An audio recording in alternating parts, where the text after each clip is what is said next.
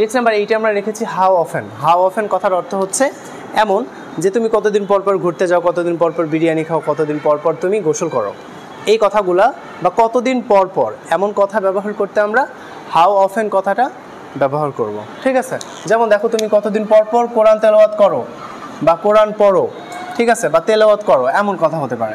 তার প্রথমে আমরা হাউ অফেন দিয়ে শুরু করব। হাউ অফেন অথবা how often do you recite holy Quran. Holy Quran মানে কি বলতো? পবিত্র কোরআন।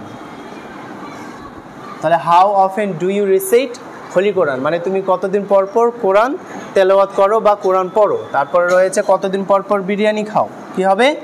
হাউ অফেন দিয়ে শুরু করতে হবে। How often do you eat biryani. Do you eat biryani.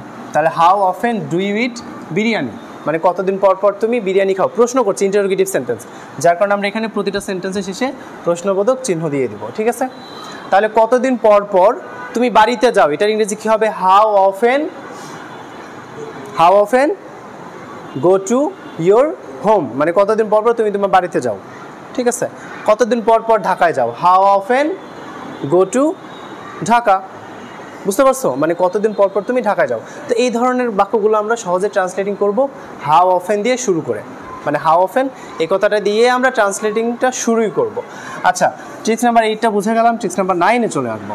যেমন আমি পারবো, আমি কোরআন তেলাওয়াত করতে পারবো, আমি ঘুমোতে পারবো, আমি দৌড়াতে পারবো, আমি হাঁটতে পারবো, আমি নাচতে পারবো, তাই না? এই কথাগুলো আমরা বলি, কিন্তু আমি ইংরেজিতে অনর্গল কথা বলতে পারবো। তো এই যে পারবো দিয়ে কথা বলতে হলে আমরা উইল বি এবল টু ব্যবহার করবো। যেহেতু আমি এখানে আমি লিখে দিছি, এই জন্য সাবজেক্ট অলরেডি আমি দিয়ে দিছি। I will be able two মানে হচ্ছে আমি পারবো। তাহলে আমি ইংরেজি শিখতে পারবো, কি হবে? I will be able two, শেখার ইংরেজি কি? Learn English. I will be able to learn English. তাহলে সে এই চাকরিটা পাবে, তাহলে কি হবে? সে আছে, তাহলে কি হবে? আই হবে না, শি অথবা he will able to get this job. তাহলে he will be able to get this job মানে সে এই চাকরিটা পাবে। এই যে হি কখন বলবো? যখন এই সেটা পুরুষ হবে তখন আমরা হি বলবো, আর যখন এই সেটা মহিলা হবে তখন আমরা কি বলবো?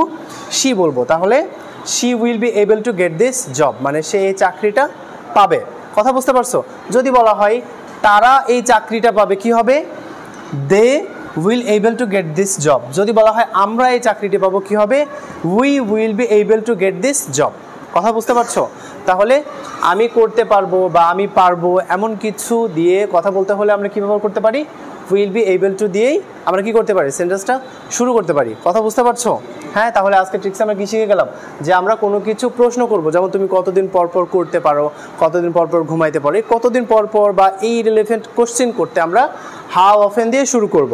এরপরে রয়েছে আমি পারবো, I will be able two দিয়েই আমরা এরপরে যে কাজটা করতে পারবো, যেটা করতে পারবো ওই ভার্বটা ব্যবহার করে দিলেই আমি করতে পারবো, তারা করতে পারবে, ঠিক আছে, বা আমরা করতে পারবো, এই ধরনের বাক্যগুলো খুব সহজেই ট্রান্সলেটিং হয়ে যাবে। কথা বুঝতে পারছো?